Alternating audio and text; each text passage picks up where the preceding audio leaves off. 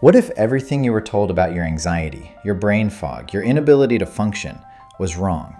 Today's guest, Reuben Ortega, spent years lost in a fog of debilitating anxiety, insomnia, and cognitive collapse.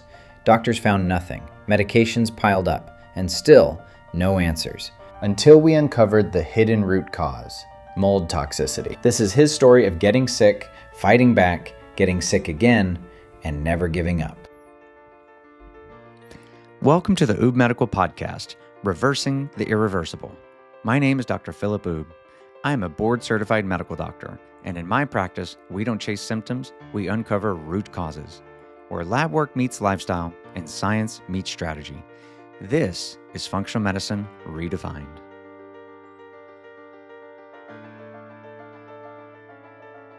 Okay, everybody, so we have Reuben Ortega here. He's been our patient for how long, Reuben? Since 2022. 2022. He's trusted us with his health. Can you all believe that? Here he is. So Reuben's story is fascinating. Not a spoiler alert or anything, but Reuben got sick twice under our care. Very sick. He came to us sick. We fixed him, and he fixed himself, and then he got sick again. And then we fixed him again. And somehow he still trusted us to go through that. That's right. So kind of short story is it was a mold case. But anyway, we want to hear Reuben's story. We want Reuben's story to give hope to everyone else out there that's suffering. And so Reuben, tell us your story. Start talking. Yeah, I just start from the beginning.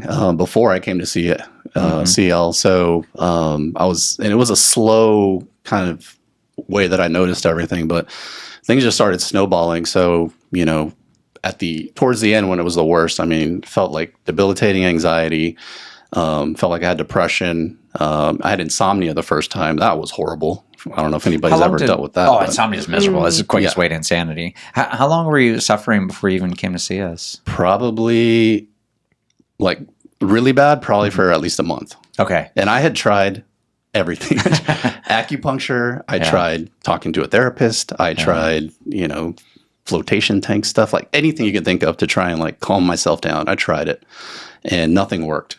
And so luckily I had, my Auntie Kathy. So how did you find us? I don't remember that. She found you. Okay. So she's got autoimmune background and learned everything on her own by herself.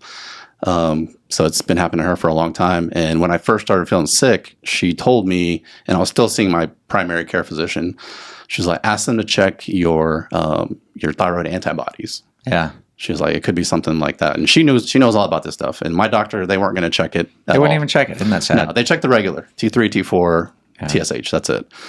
So this time around, because I was feeling so bad, she was like, have them check this just to be safe, see what's up. And then it came back, positive, had some high antibodies, which kind of led to the Hashimoto's. But yeah. And that was just the start of the puzzle. That was just the start of the puzzle. That was still, primary care. And then, she talked to me as well. She was pretty straight with me because she's been through this. She's like, you're going to have to make a choice. You either go, traditional, traditional physician care or functional. And I was like, I trusted her. She'd been through it. And she made some calls. She talked to Laura. Laura was very nice to her, very kind, told her everything, and, got us started, basically. But, shout out to Aunt Kathy. Yeah. 1,000%. I can't thank her enough, every single day, I think. I thank Everybody God for needs her, an Aunt Kathy. But yeah, all those symptoms, those are the big things I wanted to make sure I'm mentioning if anybody's going through it. Anxiety, debilitating anxiety. One of my friends gave me that term, and I was like, yeah, that describes it, because I couldn't function. Period. I was at work, and when it was at its worst, I was at the desk and just kind of rocking back and forth. Foot was tapping, and I couldn't focus, couldn't do anything. And I talked to my partner at the time, and I made her cry a little bit because I was feeling. She just saw it on me, and she's like, "All right, you got to take some time off, get this figured out." And I let her know at that point what we were going to be doing. So, and this wasn't something you struggled with for life, right? Like it wasn't something that I've had anxiety as a teenager and as a 20. This came out of the blue, and it was intense. Yeah, super intense. And no life events triggered it, like loss of a dog or anything like that. Nothing like just that. Out of the blue. Out of the blue. Yep. We had just moved to Austin. We moved to Austin in July of 2020. Yeah. Middle of COVID. Yep. Middle of COVID. Wow. Got a business started. So it was great timing. But yeah, we had been in that house. It was August of 2022, I think, when I started to come to see y'all. So it had been over a year before I started feeling stuff. And like I said, kind of initially, it was a slow burn. Like it just kept going and going and going until it crescendoed, and I was just like, I'm losing my mind here. Right. And that's one other symptom, I guess, brain fog. Like I couldn't remember anything. I couldn't think. I couldn't concentrate. Couldn't make a decision. Like everything scared me. Yeah. It was intense. So, that was all the beginning. Hard to go back and remember those things, huh, Reuben? I mean, you're grateful for where you're at, but scary. 100% grateful I could share it. Like at that time, like I could have never imagined doing this. Yeah. I talk to people for a living, and I couldn't even do that, So, it was, hurting me personally, hurting, my business and what I do, and just totally sucked all the way around. That's a formal medical diagnosis. Just sucked. Yeah. But that's, I thought of something. I was like, how can I convey this to anybody that's going through it, other than saying the symptoms? And, I kind of came to like I felt like I was on a leaky boat in the middle of nowhere, going to an island of despair. And nobody was coming to get me. Like that's how I felt. Some pretty powerful imagery right there. I just felt alone, even though I had people around me. That's the biggest thing. I had support. I had my wife, my daughter, my mom and dad, and Aunt Kathy, and all my family rallied around me. But at the end of the day, I mean, I was in my own head, and that was a lot to deal with. Yeah. So, that was all before I came to see y'all. Jeez. So, what was it like coming to see us and telling your story and hearing the same thing we tell every patient, that you can be better? What was that? Yep. What was that? What did that feel like? And did you believe it? I believed it because I had to believe it. That's fair. If I didn't believe it, I would have been, what other choice do I have? Shit Creek, Right. Island of despair. Yeah, literally. And I think I told Teresa this. I was at that point. I was like, just tell me what to do and I'll do it. Yeah. I don't care. I'll, crawl on, broken glass. Like, just tell me if it'll help me. I'll do it. Oh my gosh. Was that part of the treatment plan, Cerise? No, it was not. It's very specific. Thankfully, So yeah, definitely not. Yep. But yeah, the changes that were kind of suggested to me, the first one initially right off the bat was like, go gluten-free, go dairy-free. You can do that right now. And I, from that day till right now, I have not turned back. Like, I did it cold turkey. And like anybody going through it, I've talked to lots of people about this, because it is a switch. And it took me, it was 4 weeks before I felt like, okay, I know what I'm doing. Because initially, and stack on top of it everything I was going through, learning a new way to eat. What can I eat? What can I not eat? There was probably a week there that I was scared to eat anything. Right. Yeah. So food fear is a real thing. Yeah. Mm-hmm. Yeah. But once I picked it up, once I learned it, at this point now, a couple of years later, it's just my lifestyle. It's just mode, the way I eat.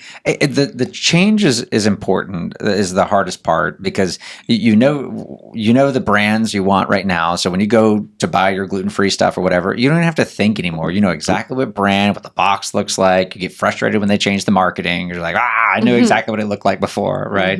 And so it's good for people to hear that it's something very challenging for us all to do. Everyone does it at different speeds. I did it over 2 years, not overnight.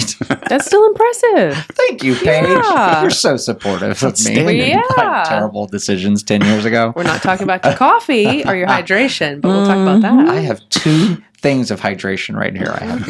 I have not consumed either, but they're close by. Yeah. Nice. So Reuben went gluten-free, dairy-free. You were sick. I mean, you were super motivated, right? And we don't ask all patients to do that right out of the gate. But when you're willing and want to get better faster, tell us about what that, to rewind a little bit though, that first visit, telling your story, hearing it, what did that feel like?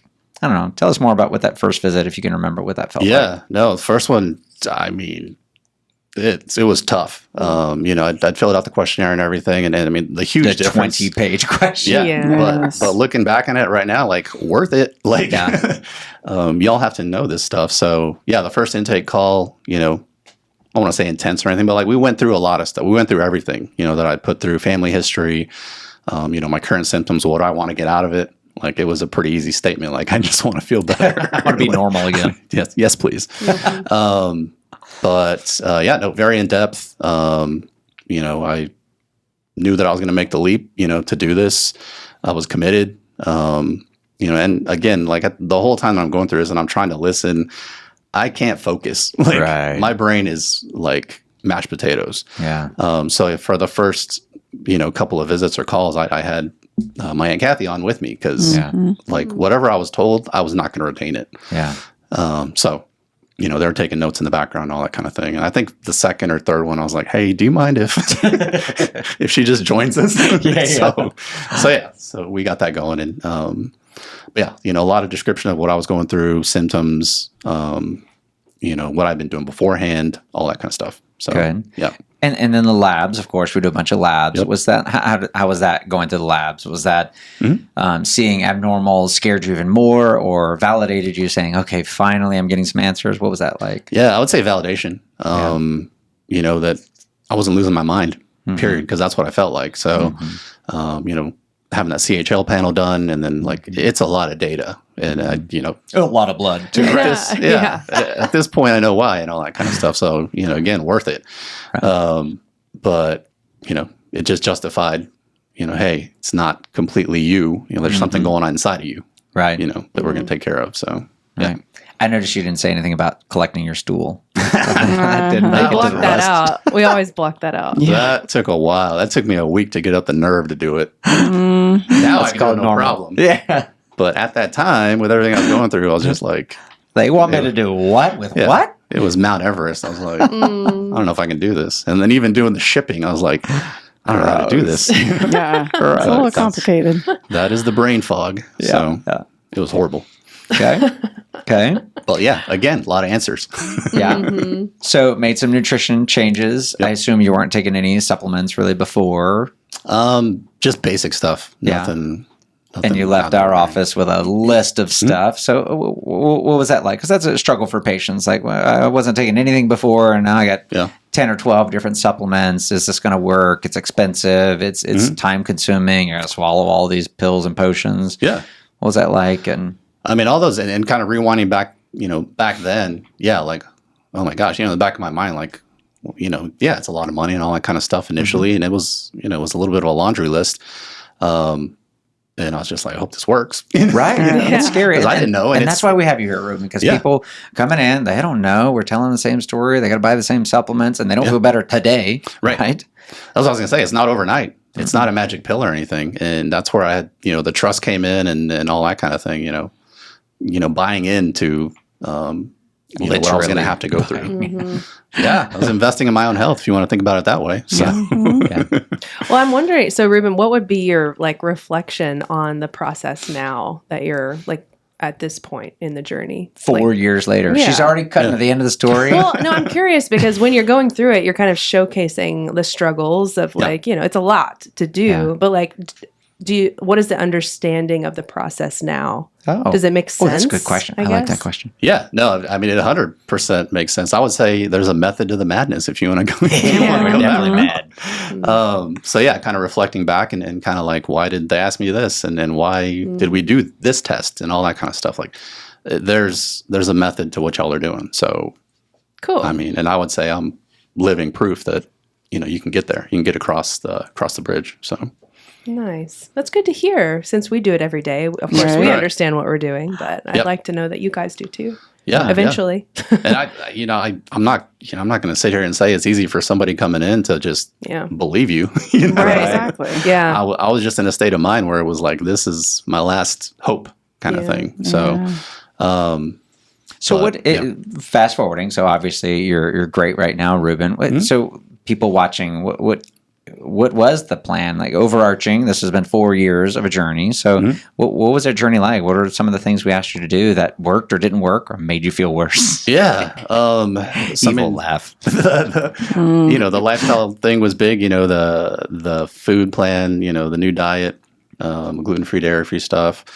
That was really hard at first, but like I said, kind of settled into that. I am like an athletic, like I like to do stuff outdoors. I like to, to run and all that kind of stuff. And even initially when this first started, I started feeling bad. I was like, I just need to work out harder. I just need to run and this and that. That was a mistake. That made me even worse. So kind of, listening and, hey, you need to throttle back. Your body needs to heal. You got to give it a chance to heal. Those kind of things. I'm glad you said that because we tell people that all the time as new patients. Like the American way is you got to exercise through everything. And when your body's struggling with your natural biochemical waste that you're already producing and you go exercise and create more biochemical waste, well, it's called, you feel like waste. You feel like trash. Yeah. No, it was, it was definitely a lot. So. Okay. So inevitably, we started with gut treatment as we do with everyone. So tell us about that first gut treatment. What was that like? Just a lot of don't lie, Reuben. A lot of supplements. A lot of things. A lot of phases. Phases that you're going to go through. Going through those things and just kind of following them, to the letter, following the timeline, what to take when, how to know when you're ready, symptoms to look out for. What symptoms did you get through the gut protocols? I didn't get any. Really? Yeah. You're one of the lucky ones? I was definitely lucky because y'all told me the symptoms and I was like, that sounds horrible. And you want me to do this? Yeah. Yeah. So luckily I didn't have any of this, the gut, stomach issues or cramping or any of that kind of stuff. Luckily, but I know that could have been part of it. So. When did you feel yourself start turning the corner? Because we tell people all the time that humans don't heal linearly. You're not just 1% better, 2% better. Yeah. Commonly, people are like, oh, today was a good day, and then tomorrow was the worst day ever. And then, wait, next week was a good day. What was your healing process like? I mean, to when I started feeling like outstanding again, I would probably say 6 months. Okay. That's impressive. From worst you've ever felt in your life to 100%. Feeling outstanding 6 months? Yeah. Yeah. Good job, Cerise. It was rough. Like I said, I followed it diligently. So I think that matches our timeline, if I remember. Imagine that. Promise is the 6 month mark if you do what you're told. Yeah. And the reason why Reuben's here is because he's an all-star patient. He does, I think, everything we ask him to do exactly as we ask him to do it. Well, listen, there's a good side effect, for me as I was going through this, and I wasn't thinking about this the whole time, but changing my eating, still feeling bad, going through it every day, as a challenge or whatever. And I remember I got in on my scale just randomly one day, and I looked down at it and I was like, this thing's off. And I had my daughter come in. I was like, Maddie, come on, can you get on this? And she hopped on. I was like, is that your weight? And she was like, yeah, that's about what I have been. And I was like, damn. When I first started with y'all, I was 260. That was really what I weighed. 260. Oh, that's right. I told you to change your photo because it was fat Reuben on the photo. Yeah. Look good now. You look great. But yeah. So when I looked down at that scale, like from 260, I think we it was actually like have 265 on our chart. Right, fine. Throw an extra 5 pounds. So yeah, from that to I looked down, it was 217. And that's why I couldn't believe. I was like, this thing's broken. So yeah. A nice little side effect. Yeah, I'd say everything I was 40 pounds. That's a win. Yeah. And most of that was just the inflammation. Yeah. So that's the biggest piece of it. A lot of people forget is they come in and they're not everyone's worried about body composition, but I mean, that plays a big role in it. And it's just getting you to understand that's so much inflammation. It has a lot to do with the body having that kind of reaction. Yeah, definitely. What was some of the strangest things we asked you to do in your treatment? It's a fun question. Strangest? I don't know if there's anything strange, honestly. Swallowing pills and potions just normal for Reuben. Probably just the stool study. Yeah. Stool study. Yeah, that was different. Never had to do that. What else? Well, I guess this goes in, but just the different shots that I was giving to myself. Yeah. Because you were a big B12 one, right? B12 made a tremendous difference. B12 deficiency. I'd done a gene test kind of throughout this, and then kind of saw that. I think I have a family history of it from my grandma. But the B12 shots initially, testosterone. Kind of doing all those. Did we use testosterone pretty early on, or was that a later thing? I think it was a little later as I started getting better. Yeah. So we were trying to giving the body time to replace naturally, and just didn't want to do it. So we jumped on shots eventually. Yeah. Did that make a big difference for you? I mean, I feel like it did, because I had my levels checked before, previous to all this, even when I was feeling good, and it was still, it was a little low. But yeah, kind of having that leveled out and kind of feeling what that felt like, I was like, wow. A little low, 39. Yeah, 30. His free testosterone was 39. Yeah, so it looks like we gave you a good college try of a good 6 months, maybe longer, before we started the shots. Yeah. That sounds about right. Because you're young, so a lot of times we can get people's testosterone going naturally and don't have to do the shots. But I mean, they're foolproof. When you do it, you can't not absorb it. That will work. Yeah. Okay. Yeah. No, it had me feeling good. Like I said, when I got better, like I felt like I was in high school again. I was, up and at 'em, 5 o'clock, ready to take on the day. And by 10, my batteries were out, and I was like, well, it's bedtime. See you later. Yep. That's a good feeling. And that's when I felt my best. That's the rhythm I'm in right now. And like the second time around, we'll probably get to that, but yeah. So, before we get to that, what were, because I wasn't working with Reuben in the beginning. You were working with one of our other, you were working with Cerise, and was it Randy? Randy. Yeah, Randy. And I think I scared that guy. You probably did. It came across even on Zoom. He was like, man, you're going through it, dude. Randy's a good guy. So this first go round, what were our causes? Like, what were the main things that led Reuben to get sick in the first place? What were our main triggers we figured out? You were asking me. Sorry, I was reading through. Wait a minute. Through my laundry list of history.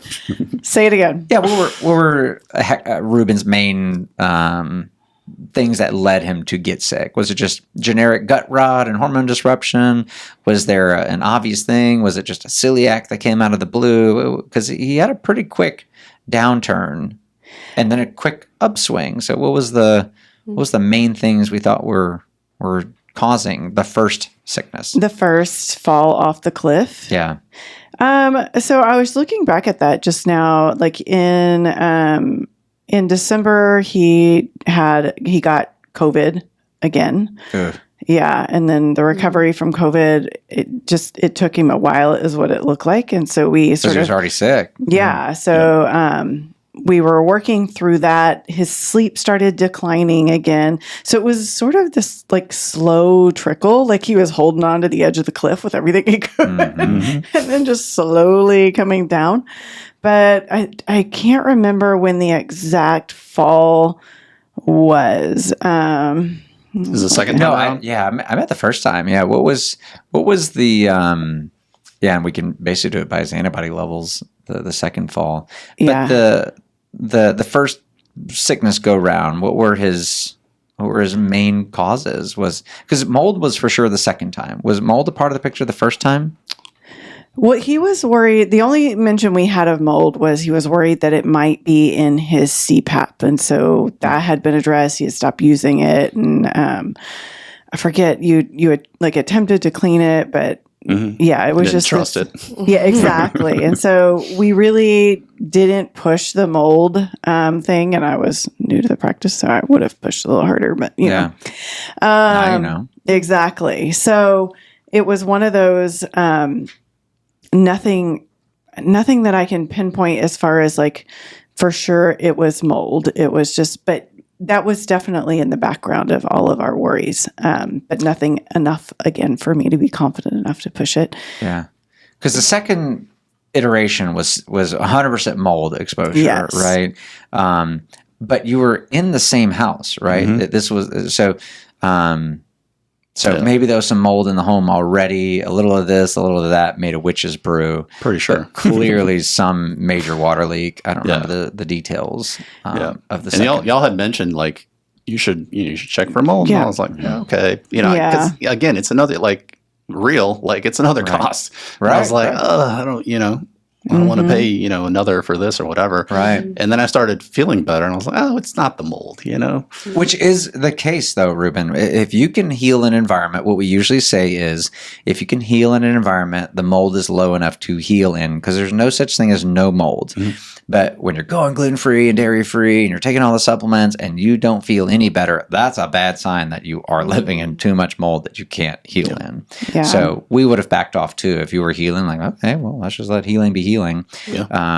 And sure, there might have been low levels of mold where maybe you would have healed faster if you had taken care of the mold. Sure. But the second sickness was a new water damage in the home. Well, I'm going to back up Yeah, and correct me if I'm wrong, but you had sort of a little slump and then you got a little bit better. We optimized your thyroid a little bit and that was getting better. And then you started Questran.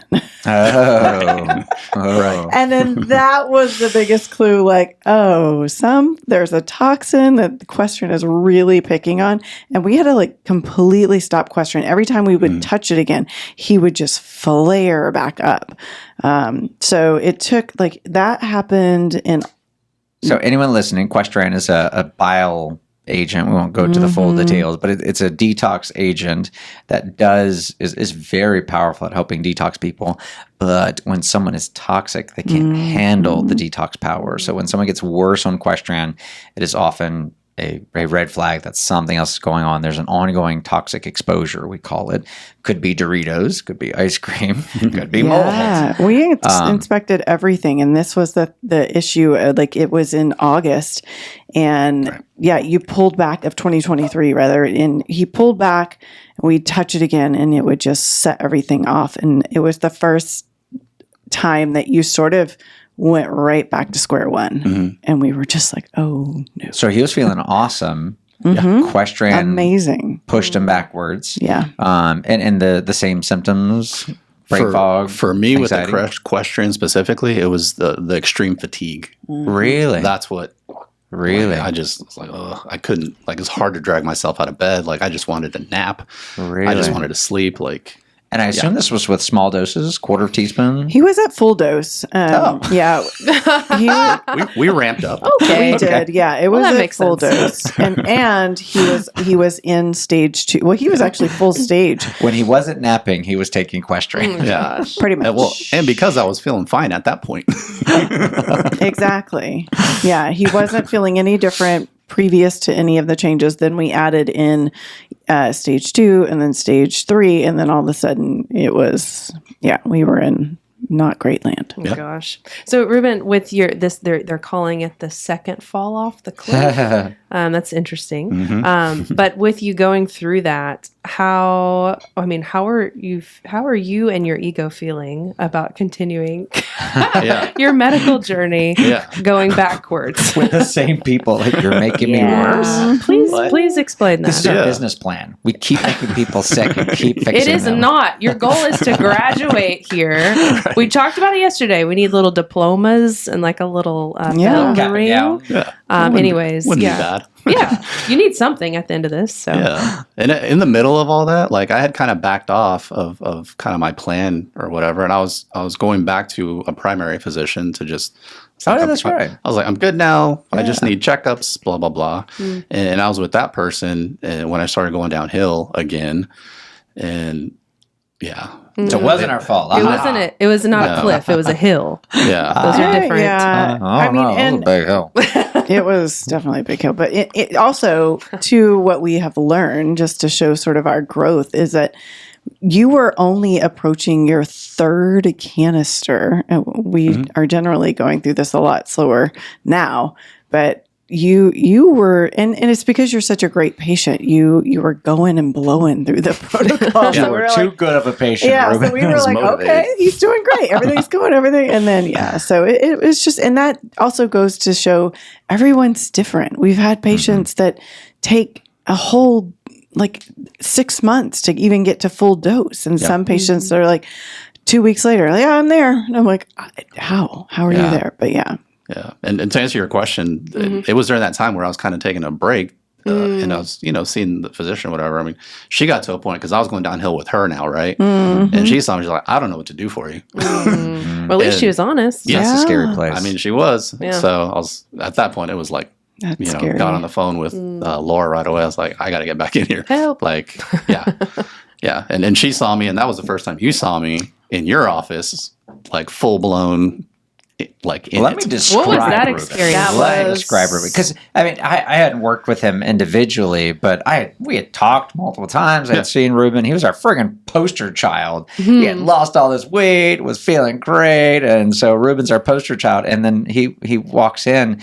I shouldn't even say walks in, like paced in, and we're all sitting, and Reuben is vibrating in the chair, like shaking legs, moving hands. He physically, you can tell his, like, you don't even have to be a doctor to diagnose that level of anxiety. Like, he was sick, and you sat down for, I want to say like 3 or 5 minutes before he was like, I'm sorry, I got to walk around, like, please pace.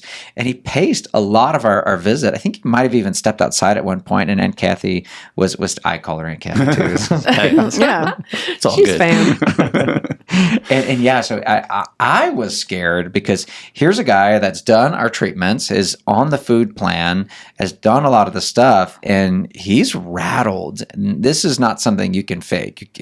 You can't fake it for very long if you wanted to fake this. Obviously distressed. And so I felt that. I was scared for Reuben. Of course, I had to have this face of like, this is totally fine. This is totally normal. We know exactly what to do. Yeah. I'm scared. The truth comes out. We're Say just that now. human. Yep. So, but we knew at that point, you just can't get that sick on this clean of a plan without a mold exposure. So pretty much I told you, like, Reuben, I don't know the living situation, but you got to get out today. You have to get out. And I'm pretty sure you actually listened. Like, you actually, did you leave like that day or? Yeah. Beforehand, I think y'all had me do the mold test. So I did the ERMI, like we had the results, and I was coming in to go over that and everything. So we went over that, and you're like, you got to get out today. Okay. So you didn't know about anything until you did the ERMI? Or did we have Correct. Yeah. Okay. Oh, well, that was surprising then. Yeah. And so I'm looking at ERMI from January 2025. Right. Is that- okay. So it had been years. And yeah, so we've got just a little bit of Stachybotrys, a little bit of black mold, but just he's one of those where it's the synergy of multiple molds. It's not any one that's astronomical. It's multiple molds that are high. One mold is 53 times higher than normal. Another mold is 133 times higher. Another one's 28 times. Another one's 25 times, 11 times.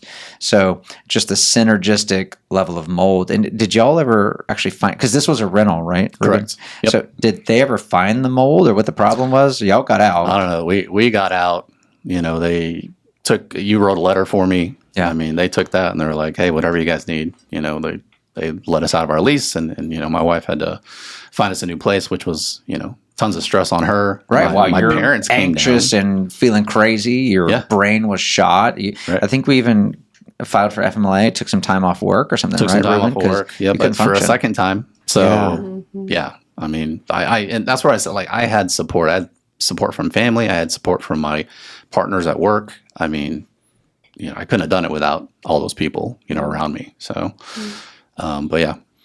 So months went by. We did the same thing. We do for all of. We kind of treated like a new patient, right? We got the labs cooking again. I mean, your nutrition was already on point, so we didn't have to worry about that, which is kind of scary. They got sick while nutrition was on point. That goes to show how bad the mold was, and it's weird that it kind of came out of the blue for you again, and so. Clearly a sensitive mold patient, and we heavily medicated you. Heavily medicated you. Had to. Okay, say more. Yeah. So I often, luckily, I have patients that we can trust, and so I can give them a bit of a leash to run with. And so I told Reuben, like, look, you're literally physically vibrating. We need the vibration to stop. So we gave him pretty big benzos and gabapentin, and said, look, if you're still vibrating, just take more. Like, until you're asleep, you haven't taken enough. And so I gave him a pretty good runway. And he's a big dude. He's 200 pounds, right? And we portal message back and forth like, okay, let's increase the dose. Okay, let's increase the dose. We ended up, do you mind sharing how much you were off? I don't even remember if this is correct. If my memory serves me, and I don't like telling fish stories, if my memory serves me correct, we were on Xanax 1 milligram 3 times a day. 3 times a day. It wasn't 2 milligrams. It was 1. It was 1 milligram 3 times a day. And gabapentin. Did we get to 900 or was it just 600? 300s 3 times a day. Okay, so I thought we had gotten to 600 3 times a day, but gabapentin 300 milligrams 3 times a day, and Xanax 1 milligram 3 times a day, and he still couldn't sleep very well. I would be in a coma. Man. That'll put an elephant to sleep. True story. And Reuben was just not vibrating. He was not well. He was still anxious, but at least able to sit still. Semi. Yeah. But I mean, even in the follow-up visit, like still leg shaking, hands, like he had to be moving at all times, but didn't at least have to pace around the room. So I was like, okay, at least he's not pacing when number progress. 1. Yeah. That's a good example of, giving your body some space to do something else, I guess. That's why we have tools. So we're not just all anti-medicine. So I don't know. Right. It's interesting. And I knew Reuben didn't want to be on these medications, right? These Xanax I didn't want to go on gabapentins, anything, period. right? So, They get negative connotations and stuff because they're addicting and whatnot. But I knew Reuben was not taking it because he wanted to. But we had to get him better. And if you're just brain rattled, you can't get better.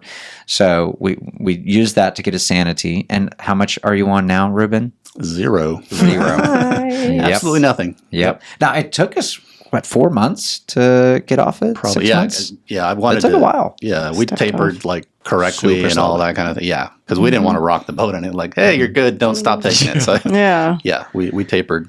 And then we're actually tapering your SSRI Lexapro right now, right? We're almost off. We're taking it very slowly just in case. We probably could stop it, but we don't want to risk a third cliff, so we're not happening. Treading carefully.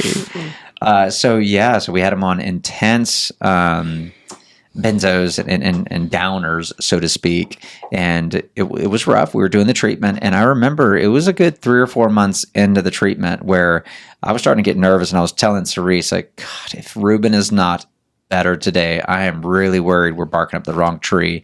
And if it's not that, what is it? And luckily, by the grace of God, you sat down and we could all physically see that you were better. And Kathy was like, you weren't looking. She was like, Yeah. Oh, yeah. And So- you even when you asked me walking into your office, you're like, "How are you doing?" Yeah. Like holding your breath, Answer. and I was like, "Feeling better." yeah. So And you still weren't healed. You were still on benzos and GABAs and stuff.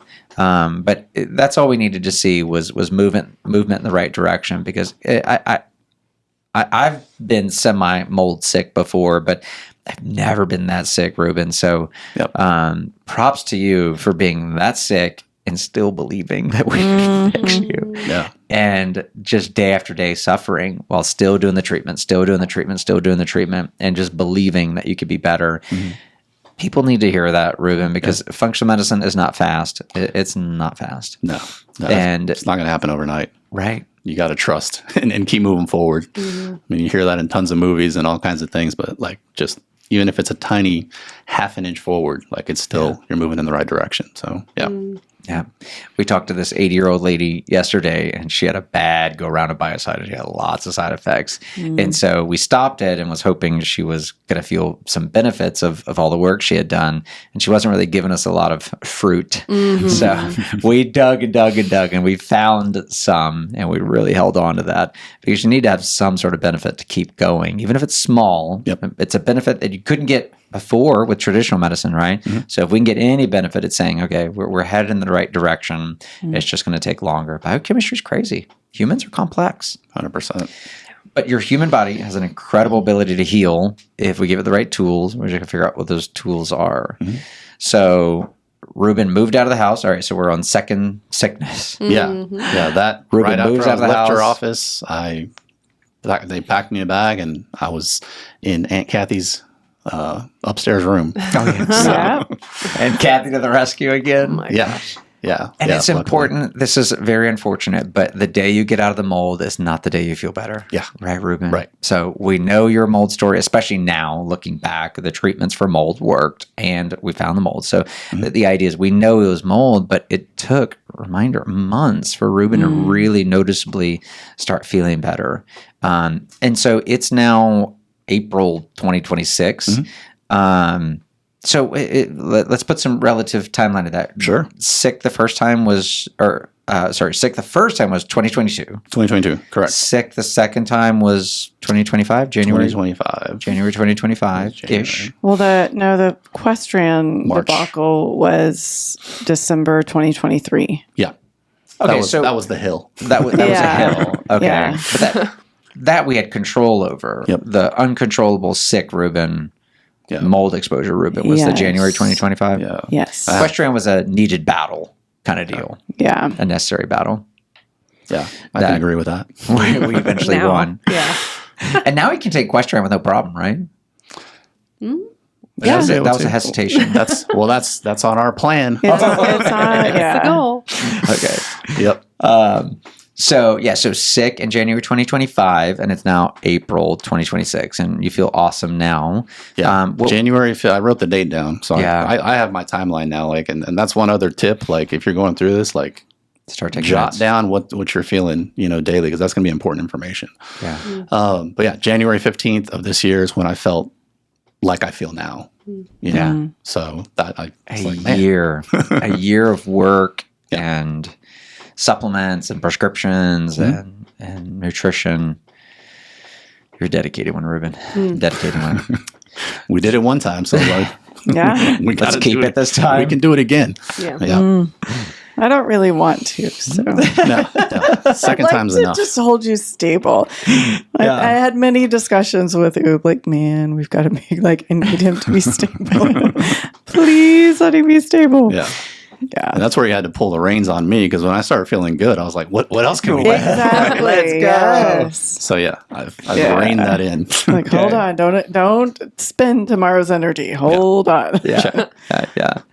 So, Cerise, you're really familiar with this case, and we're obviously skimming over 4 years of information. Yeah. We'll do the main thing with this podcast is we want people who are also sick or battling mold or whatever it may be to see Reuben's story of hope.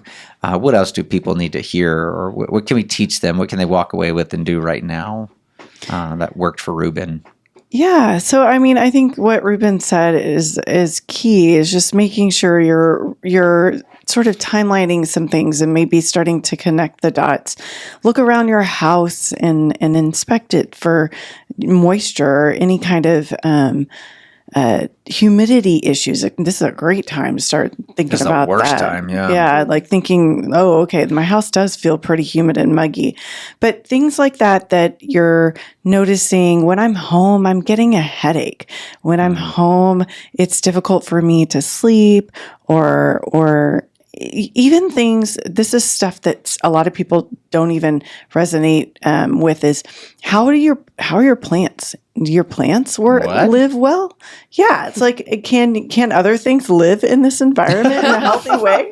Did the cat die? Yeah, seriously, are your animals healthy? When you moved in, did your dog all of a sudden get cancer? Like, because they're smaller.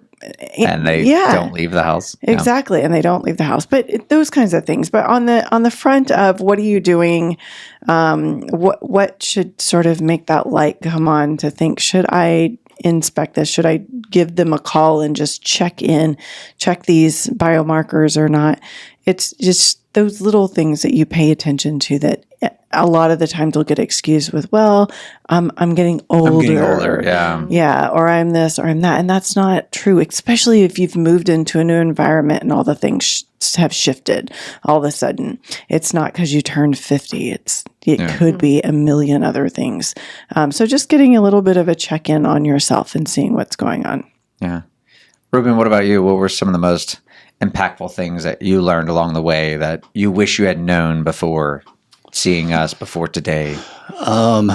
For me, like if we had just done it the first time around, the mold test for me, and like I said, there's cost going into stuff. We had done a stool test, we had done some other things, and it was adding up. And the treatments, it is what it is. Treatments, it is stuff like that. But just do it. It's a very small price to pay for your sanity and your health. Yeah. Specifically, because anyone can order this. This is not a fancy doctor test. Right. The company we use is called thedusttest.com. Don't forget the. I've done that before. Thedusttest.com. It's an ERMI test, ERMI. There's multiple companies that do an ERMI. I could care less who you use. Any ERMI will work, ERMI. It's like a $250 test. You Swiffer swab your house and it gives you a score. Yep. And that score is important. It's never going to be zero. It's never going to be perfect. That does not exist.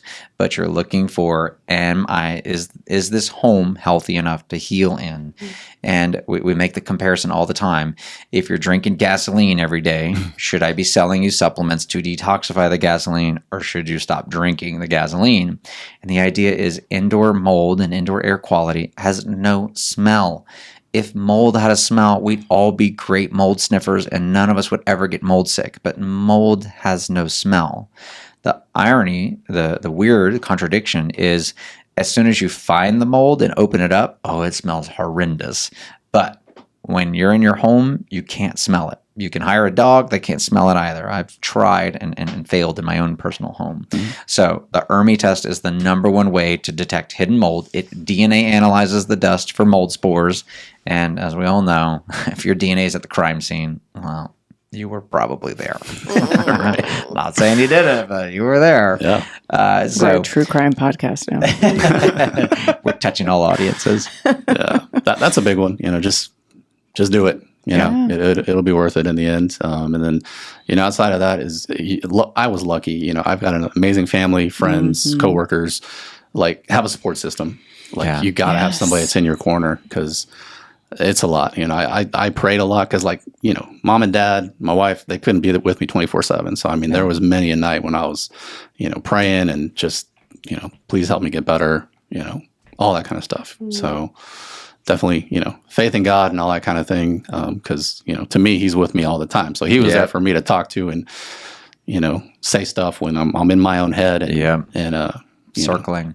So that's all helpful. Support systems, the other thing I would say you need. And you had hooked me up with somebody that was going through my similar symptoms as me. And that was, hearing him on the other end, and just being able to give him that, look, there's a light at the end of the tunnel, man. Can I get better? Yeah, there is a light at the end of the tunnel. It's not going to happen overnight, dude. So, and that's the only thing I wanted to give to him. Just keep doing, the right things and keep moving forward. Yeah. And you'll get there. So, and I've kept He's already getting better, by the way. Yeah. He's getting better. Yeah. So, those are some of the big things. What is your, we'll start with, what was your favorite treatment plan, treatment protocol that resonated with you? And you're like, really? This was easy. This was fun. This makes sense. We do some weird stuff. For me, I feel I've done biocide and I feel like I'm a pro at that. So, going through that whole protocol, taught you a lot. So doing all the gut liquid. Doing all the gut work. Okay. Sticking to it. Okay. Doing it. There's a method to the madness. So just follow it. You'll get there. Okay. What was your least favorite protocol we did?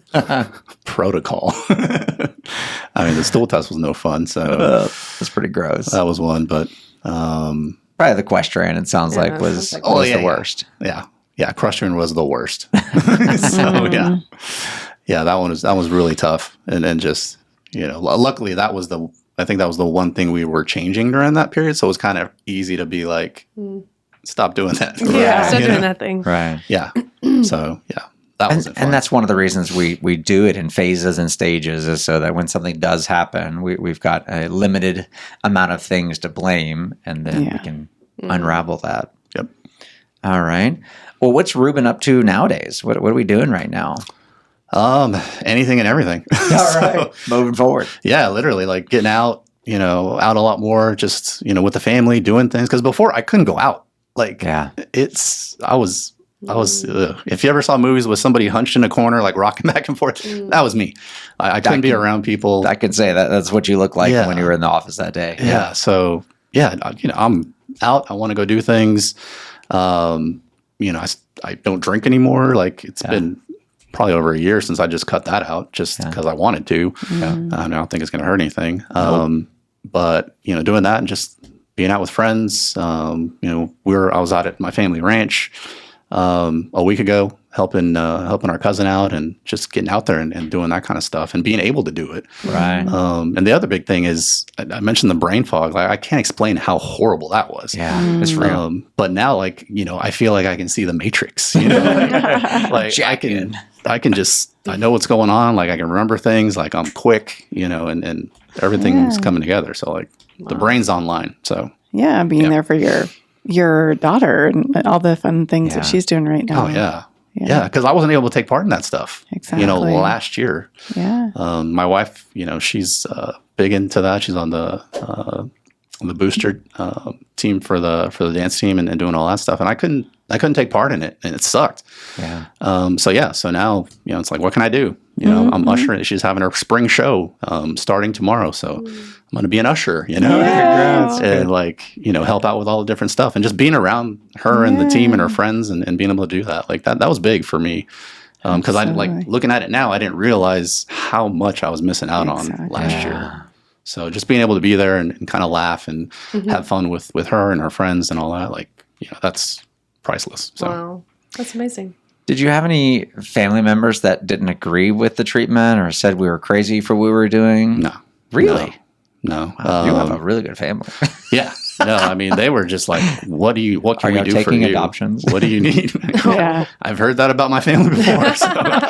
They're very supportive. Like my mom and dad went, way, above and beyond, for me. They were here for 2 months. Like when I was moving out, they thought they were going to be here for, a week or something. They ended up staying 2 months. Wow. To help my wife move. Cause this is all on her. Like I could not do anything. Physically could not help the family move. I remember us talking about that. Yeah. She had to do it all and find us a new place and all that you kind of stuff. You got to feel like a piece of crap, right? Yeah. Like I promise I'm not lazy. I want to help. I physically cannot help. Absolutely I know I look able-bodied, but I am crippled. Yeah.